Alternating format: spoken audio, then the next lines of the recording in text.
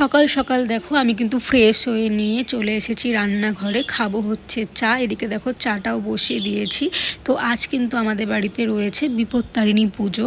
তো বিপত্তারিণী পুজো বাড়ির সবাই করব, কিন্তু বাবা যেহেতু অসুস্থ, বাবা তো করতে পারবে না, তাই বাবার জন্য এখানে দেখো সকাল সকাল রান্না বসিয়ে দিয়েছি। করব হচ্ছে পেঁপের তরকারি আর চাল কুমড়ো। আর আমরা রাত্রে ওই নিয়ম আছে না, 13টা লুচি খেতে হয় বিপত্তারিণী পুজো করে, 13 রকমের ফল ফুল দিয়ে পুজো দিতে হয়।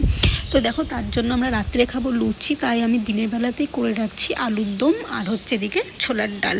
তো বাবার দিনের বেলার জন্য রয়েছে পেঁপের তরকারি আর চাল কুমড়ো, সেটা তো কমপ্লিট হয়ে গেছে করা। আর এদিকে দেখো ছোলার ডালও করে ফেলেছি। আমার ভিডিও কেমন হচ্ছে একটু কমেন্ট করে জানিও তোমরা। যেহেতু আমরা আজকে ভাত খাবো না, তাই সব তরকারি করে নিয়েছি। করে নিয়ে লাস্টে দেখো এদিকে ভাত বসিয়ে দিয়েছি বাবার জন্য। রান্নাঘরের সমস্ত কাজ কমপ্লিট করে দেখো চলে এসেছি। এবার যাব স্নান করতে। স্নান করে চলো তোমাদের সাথে দেখা হচ্ছে।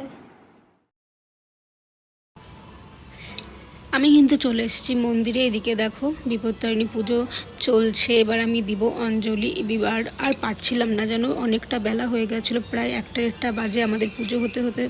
তো আর পারছিলাম না, খুব ক্লান্ত লাগছিল নিজেকে। তো দেখো এদিকে কিন্তু আমাদের পুজো কমপ্লিট হয়ে গেল। তো এদিকে সব রয়েছে ফল প্রসাদ, বাড়িতে অনেকেই আছে, তাদের ভাগ করে করে দেওয়া হয়ে গেছে। এবার আমরা একটু খাওয়া দাওয়া করে নেব।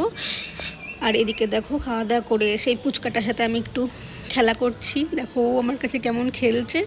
তো আজকের মতো ভিডিও এইটুকুই। টাটা।